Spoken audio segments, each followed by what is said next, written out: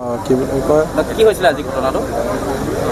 আজি ঘটনাটো মোক আপোনাৰ শিৱসাগৰ জিলা আয়ুক্তৰ ফালৰ পৰা অথৰাইজ অফিচাৰ হিচাপে ৰমণী গাঁও পঞ্চায়তত আপোনাৰ প্ৰথমখন গাঁওসভাৰ প্ৰচিড কৰিবলৈ মোক অৰ্ডাৰ দিছিলে। সেই অৰ্ডাৰ মতে মই গ'লোঁ, গৈ মেলি যোনখিনি কাম কৰিবলগীয়া আছিলে সেই কামখিনিত সময়মতে ষ্টাৰ্ট কৰিছিলোঁ।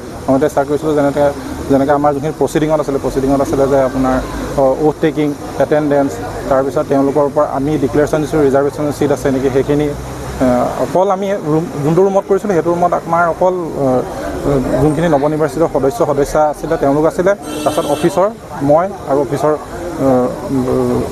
এমপ্লয়ীসকল আছিলে। তাৰপিছতে সেইখিনি প্ৰচেছ শেষ হোৱাৰ পিছত যেতিয়া মানে তেওঁলোকৰ সভাপতিৰ কাৰণে আমি যেতিয়া মানে নমিনেশ্যন বিচাৰিলোঁ, নমিনেশ্যনত মানে দুজনক চিলেক্ট কৰিলে, দুজনৰ মাজত পাঁচজন ভোট হ'ল। পাঁচজন ভোট হোৱাৰ কাৰণে তাৰ নেক্সট প্ৰচিডিউৰটো এতিয়া পাঁচজন হ'ল। এতিয়া লটাৰী নহ'লে টছ, তেনেকুৱা এটা পৰ্যায়লৈ গুচি গ'ল।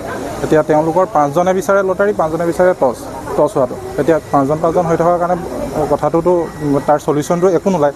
সেইটো কাৰণে যে কি বুলি ক'লে আপোনালোকৰ মাজত যদি মিউচুৱেলি যদি কিবা মীমাংসা কৰিব বিচাৰে আপোনালোকে সময় লৈ লওক, অলপ কৰি লওক।